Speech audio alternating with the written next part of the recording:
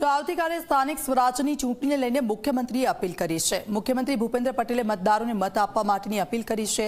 પોતાના પરિવાર સાથે મતાધિકારનો ઉપયોગ કરવા માટે નમ્ર અપીલ કરી છે।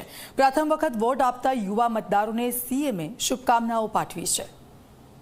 ગુજરાતના જાગૃત નાગરિક ભાઈઓ બહેનો સૌને મારા નમસ્કાર।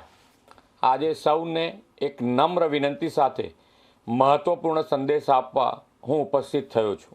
આપણે સૌ જાણીએ છીએ કે તારીખ 26 એપ્રિલે રાજ્યમાં સ્થાનિક સ્વરાજ્યની સંસ્થાઓની ચૂંટણી યોજાઈ રહી છે।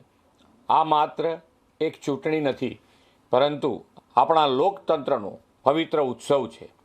લોકશાહી પરંપરાના મતદાન એ અધિકાર સાથે નાગરિક તરીકેનું કર્તવ્ય પણ છે। તમારા એક મત તમારા શહેર, જિલ્લા અને તાલુકા તથા ગામ અને સમગ્ર સમાજના વિકાસને વધુ ગતિ આપશે।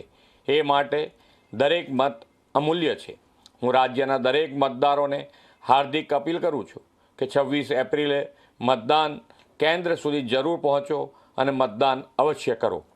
પરિવાર, મિત્રો અને પડોશીઓને પણ મતદાન માટે પ્રેરિત કરો।